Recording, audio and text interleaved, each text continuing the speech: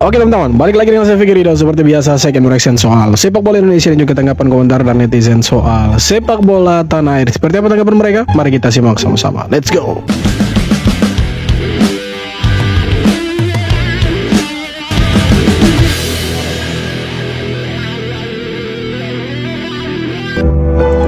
Media Malaysia, timnas Malaysia jauh level di atas timnas Indonesia. Yang benar saja kau nih Malaysia. Malaysia meremehkan rencana PSSI yang akan menggelar mini turnamen di Jeddah Internasional pada bulan September akhir tahun nanti guys. Media Malaysia yang bernama OneFootball.my itu meremehkan Indonesia dengan mengatakan bahwa turnamen mini yang dibuat Indonesia itu bukan level kami. Itu yang dikatakan media tersebut guys. Malaysia ini sebenarnya tidak sadar atau lagi kesurupan guys ya.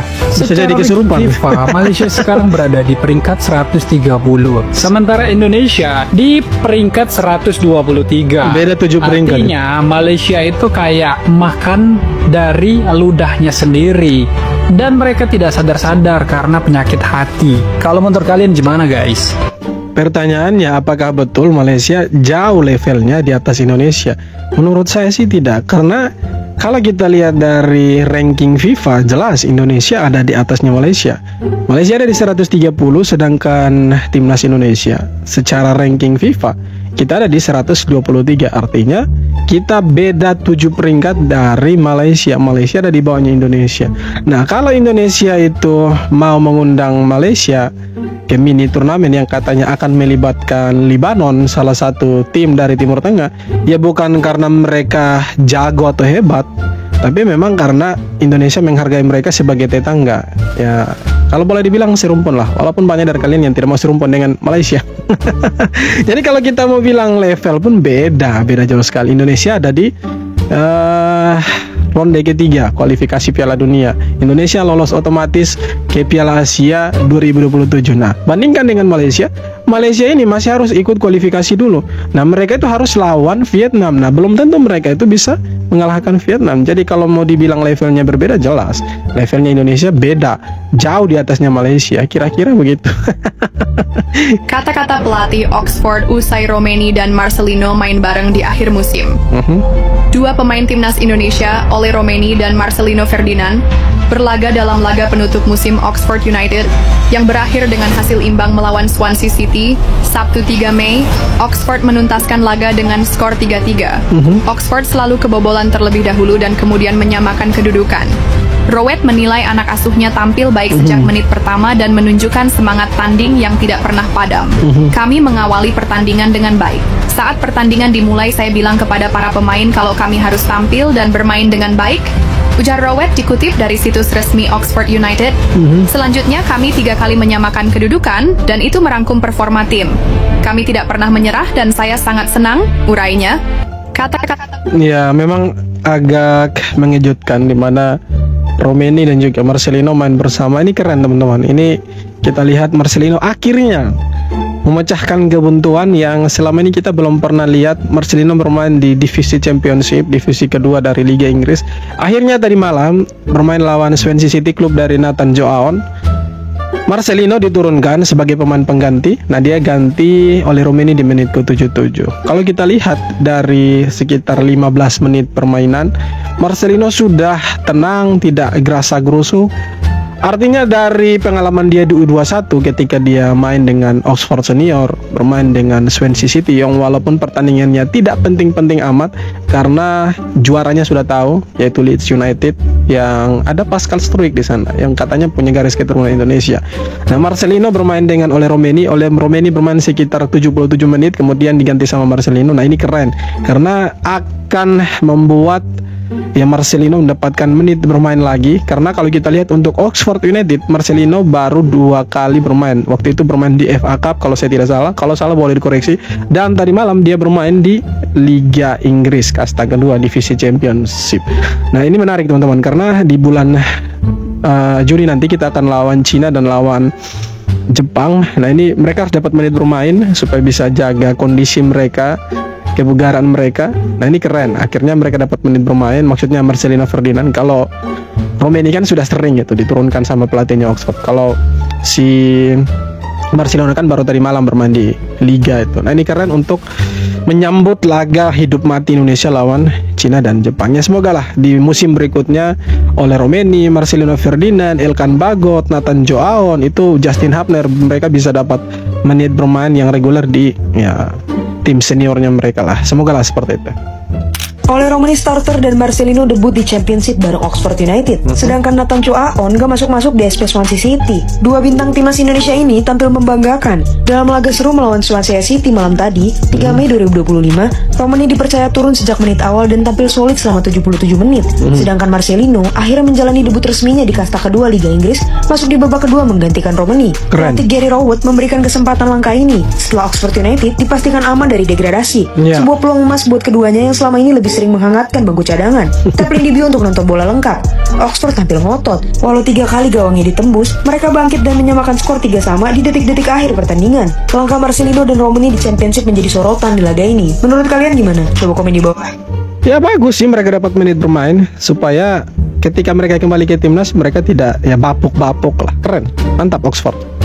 Cuma turnamen mini, 3 negara, Garuda siap, Lebanon oke, Malaysia malah ngelak pakai gaya, katanya nggak selevel, padahal ranking mereka di mana? 123 lawan 130, kita di depan, mereka di bawah, tapi suara mereka lebih nyaring dari fakta. Kita diem bukan karena kalah, tapi karena paham, nggak semua suara layak dijawab. Garuda nggak lari, kita ngunci formasi, mereka sibuk nyindir, kita sibuk berbenah diri. Sombong itu boleh, kalau ada isi, kalau kosong, jadi kayak botol nyaring tiap dibanting. Malaysia nolak nggak masalah. Kita nggak butuh stempel dari tetangga, karena kita bangun dengan kerja, bukan dengan banyak gaya. Kalau suatu saat ketemu, nggak perlu debat, biar kaki yang bicara, biar bola yang jawab. Ranking memang bukan segalanya, tapi cukup buat buka mata. Yang katanya nggak selevel, ternyata malah ada di bawah. Garuda bukan burung hias, kita terbang bukan buat pamer, tapi buat nyusun langit baru, biar sejarah jadi saksi, kita bisa tanpa banyak suara. Mereka ini levelnya perindavan mereka ini. Kalau mau dibilang leveling Indonesia mereka di atas. Dilihat dari mana? Coba mungkin lihat dari sedotan ya kan. Dari sedotan ya pipet minuman itu kan. Kalau memang lihat dari situ ya wajar karena harimau itu kan selalu ada di tanah, sedangkan Garuda tidak pernah ada di tanah. Garuda itu selalu terbang tinggi, cile. Jadi kalau mau bilang level, ya beda lah bos, jauh sekali. Kalau AFF mungkin, oke, kita akui mereka pernah juara, Indonesia belum. Tapi untuk level up, ya mereka di bawahnya kita. Jauh sekali itu, jauh sekali mereka di bawahnya kita. Jadi jangan sombong. Kalau mereka bilang Indonesia bukan levelnya kita, betul, bukan level di AFF. Kalau untuk level Asia ya kita bisa boleh sombong karena mereka bukan levelnya kita untuk level Asia.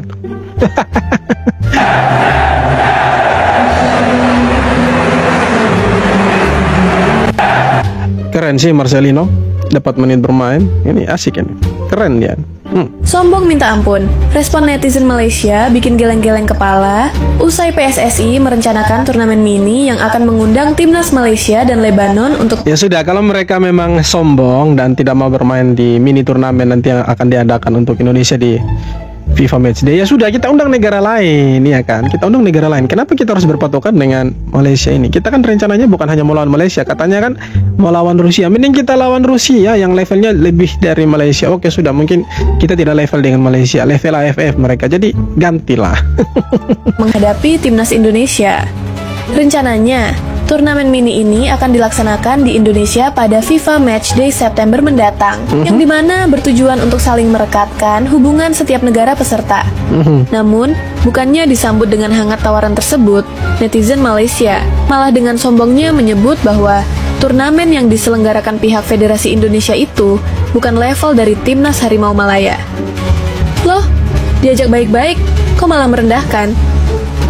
Ya sudah, kita ganti negara toh, ngapain repot-repot dengan negara Upin-Upin yang entah berentah, tidak jelas mereka. Ole Romeni mengaku tidak takut dengan tekanan di timnas Indonesia. Ia sangat percaya diri bisa menjawab semua tantangan bersama tim Merah Putih. Tekanan selalu ada karena banyak pembicaraan tentang saya, jadi saya harus menunjukkan sesuatu. Saya suka tekanan dan selalu percaya pada diri saya sendiri, jadi tidak mengejutkan jika saya mencetak gol. Apalagi saya bisa mencetak gol di debut dan kandang saya, itu sangat menyenangkan, kata Romeni.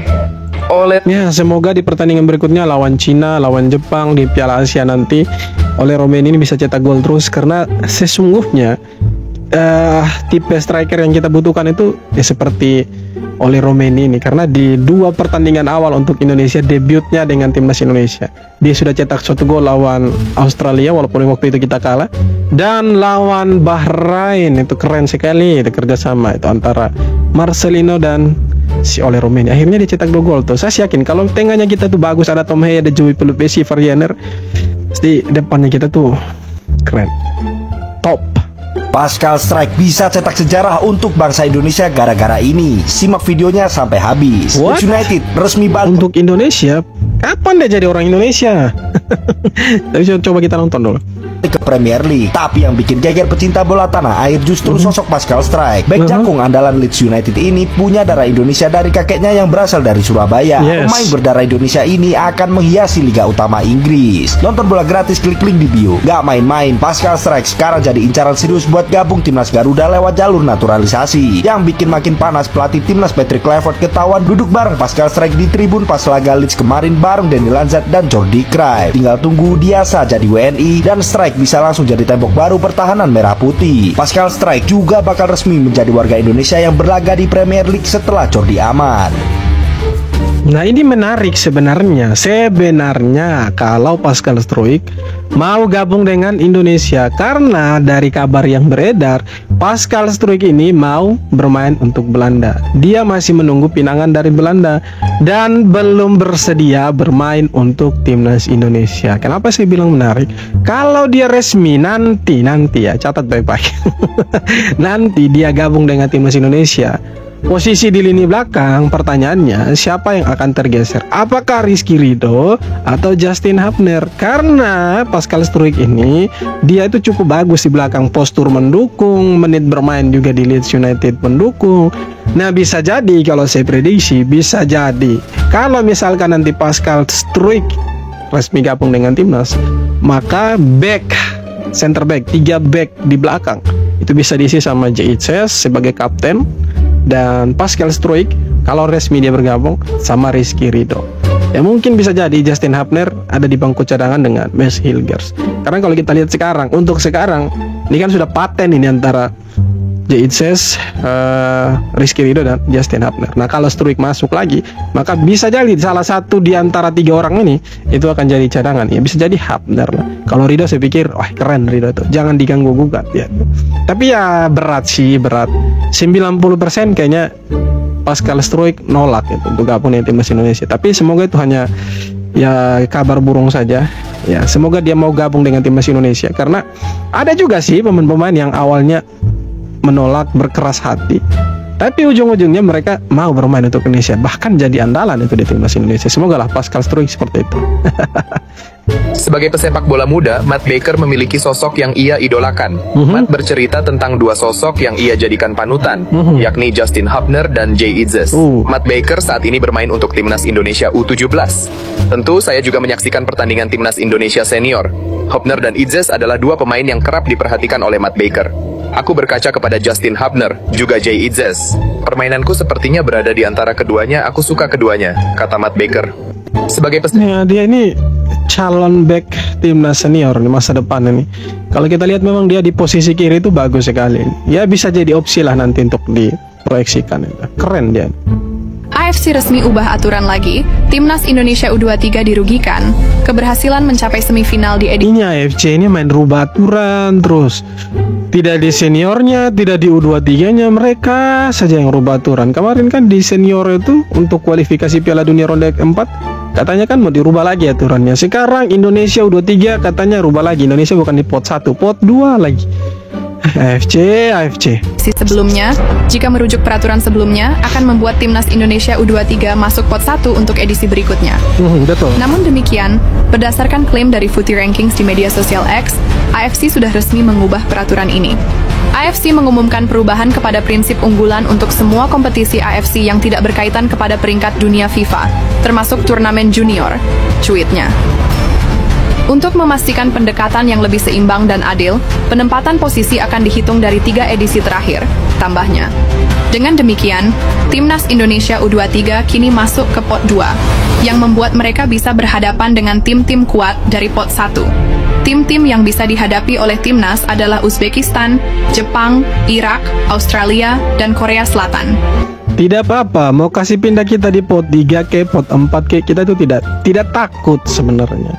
Cuma kan kalau kita merujuk dari peraturan awal bahwa Indonesia sebelumnya ada di pot 1. Nah, kita runut dulu nih dari belakang. Kenapa Indonesia ada di pot 1? Indonesia ada di pot 1 karena di Piala Asia U23 sebelumnya Indonesia itu berhasil masuk sampai semifinal. Jadi wajar kalau dia ada di pot 1. Nah, sekarang AFC kampret ini rubah lagi aturannya. Indonesia ada di pot 2. Nah, kalau Indonesia ada di pot 2, sebenarnya langkah Indonesia agak berat.